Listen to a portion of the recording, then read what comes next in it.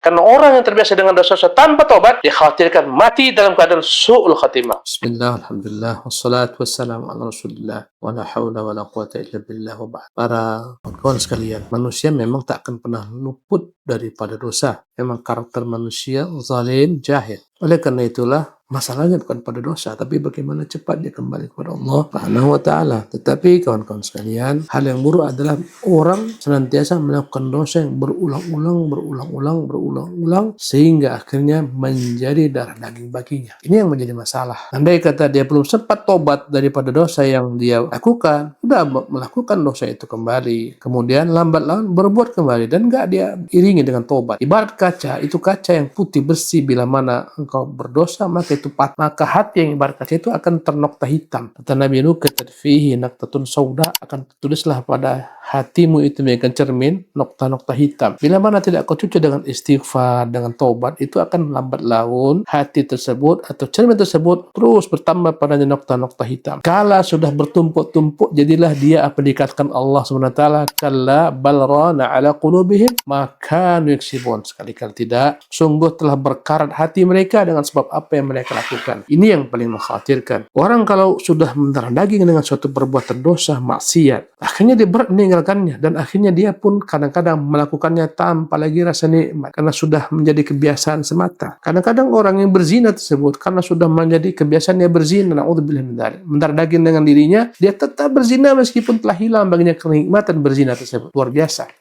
Oleh karena itulah, hendaknya kita jangan sampai menumpuk-numpuk dosa. Cepat hapuskan dosa yang lama, tobat, menyesal kepada Allah SWT, berjanji tak mengulangi, tinggalkan dosa tersebut. Kalaupun qaddar Allah ternyata kembali, bertobat kembali. Jangan sampai dosa ditumpuk-tumpuk, akhirnya akan membuat hatimu menjadi mengeras. Belum sempat kau cuci dosa dengan istighfar, dengan tobat, kau perbuat dosa yang baru. Dalam satu hadis Nabi yang mulia SAW, dari hadis Abu Hurairah, Rasulullah SAW pernah menyebutkan daripada Allah Subhanahu wa ta'ala, kata Rasulullah, Allah berfirman, adznaba abdi dzamban faqala Allah maghfirli dzambi. Hambaku berbuat dosa, kemudian dia berkata, ya Allah, ampunkanlah dosaku. Faqala Allah tabaraka ta'ala, maka Allah akan berfirman, adznaba abdi dzamban fa'alima anna lahu rabban yaghfiru bidzambi wa ya'khudhu bidzambi faghafartu li abdi. Hambaku tahu dia punya Tuhan yang siap menghukumnya bila mana berdosa atau mengampuninya, maka aku ampunkan dia. Kata Rasulullah SAW, thumma makatha ma sya'a. Kemudian tak berapa lama berlalu, berselang, berjalan, thumma adznaba dzamban, kembali dia buat dosa yang baru. Tapi yang pertama sudah dia klarifikasi, sudah dia bersihkan, cuci, delete dengan apa? Istighfar, tobat. Kemudian dia buat kembali dosa tersebut. Kemudian dia nyesal, dia kembali mau bertobat kepada Allah, dan dia berkata, faqala rabbighfirli dzambi. Ya Allah, ampunkanlah dosaku. Allah tabaraka ta'ala kembali berkata, adznaba 'abdi dzamban fa'alima anna lahu rabban ya'khudhu bidzambi wa yakfir, dia tahu ada Tuhan yang berhak untuk menghukumnya dengan dosa-dosanya atau mengampuninya. Dia minta ampun kepada Allah, kata Allah SWT,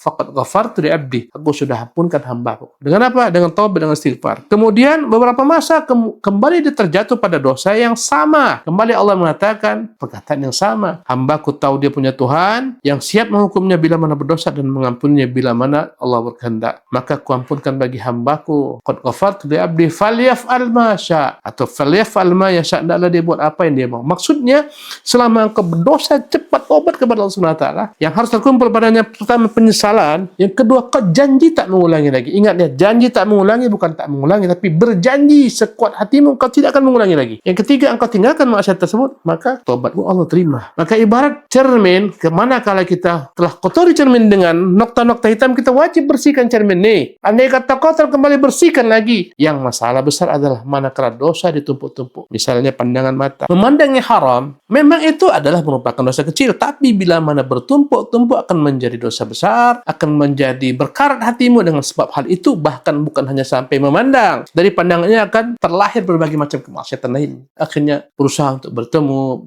berusaha untuk mendatangi, berusaha untuk jalan bareng, sampai akhirnya ujungnya zina. Subhanallah. Oleh karena itulah, jangan sampai seseorang hamba menumpuk-numpuk dosa. Bila mana kau berdosa, cepat taubat kembali, nangis kepada Allah Subhanahu wa ta'ala. Andai kata qadar Allah, syaitan menggelincirkanmu kembali, cepat kembali lagi bertobat. Begitulah seterusnya, jangan menjadi kebiasaan. Karena orang yang terbiasa dengan dosa-dosa tanpa tobat, dikhawatirkan mati dalam keadaan su'ul khatimah, mati dalam keadaan yang buruk. Na'udzubillah min dzalik. Kebanyakan orang-orang yang mati yang dalam keadaan buruk adalah orang yang sudah mendarah daging baginya dosa-dosa dan kemaksiatan.